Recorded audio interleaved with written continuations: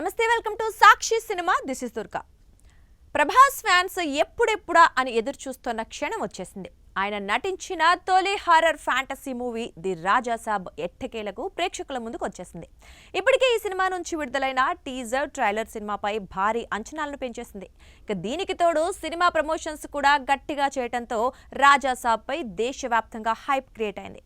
భారీ అంచనాల మధ్య ఇవాళ ప్రేక్షకుల ముందుకొచ్చిన ఈ సినిమా ఎలా ఉందో రివ్యూలో చూద్దాం.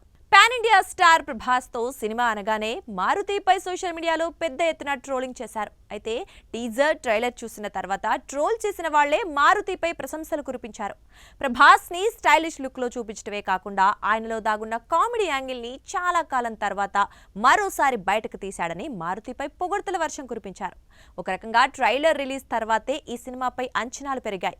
అయితే ఆ అంచనాలను మారుతి పూర్తిగా అందుకోలేకపోయాడు. ప్రభాస్ ఇమేజ్ కి తగ్గట్లుగానే కథను రాసుకున్నా దాన్ని హ్యాండిల్ చేయటంలో మాత్రం తడబడ్డాడు.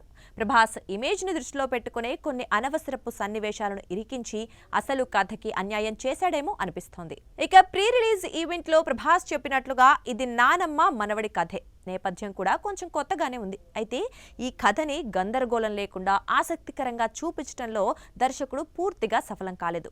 స్క్రీన్ ప్లే విషయంలో చాలా లోపాలున్నాయి. సీన్ల పరంగా చూస్తే సినిమా బాగుంది అనిపించినా ఓవరాల్ గా మాత్రం ఏదో మిస్ అవుతోందన్న ఫీలింగ్ కలుగుతోంది. మారుతి రాసుకున్న కామెడీ సన్నివేశాలు, ప్రభాస్ నటన ఆ లోపాన్ని కొంచెం కప్పిపుచ్చాయనే చెప్పాలి. ఇక సినిమాలో హారర్ ఎలిమెంట్స్ మెండుగానే ఉన్నా 1-2 సీన్లు తప్ప మిగతావేవి భయపెట్టలేదు.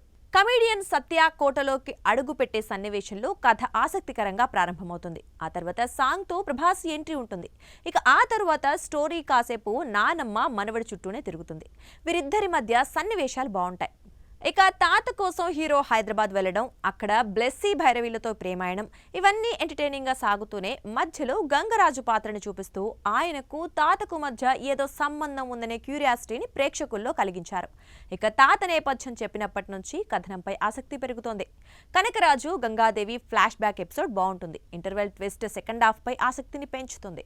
ఇక సెకండ్ హాఫ్ లో స్టోరీ మొత్తం అడవిలో ఉన్న కోట చుట్టూనే తిరుగుతుంది. ఆ కోట నుంచి బయటికెళ్లేందుకు హీరో బృందం ప్రయత్నించడం, వారిని తాత ఆత్మ అడ్డుకోవడం, ఈ క్రమంలో వచ్చే సీన్లు నవ్వులు పూయిస్తాయి. కొన్ని సన్నివేశాలు మారుతి తెరకెక్కించిన ప్రేమ కథా చిత్రం మూవీని గుర్తు చేస్తాయి.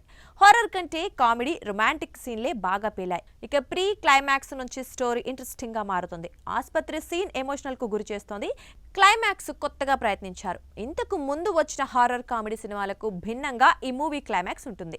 చాలా కాలం తర్వాత ప్రభాస్ ని తెరపై కొత్తగా చూస్తారు. ఇక తన కామెడీ టైమింగ్ సినిమాను నిలబెట్టింది.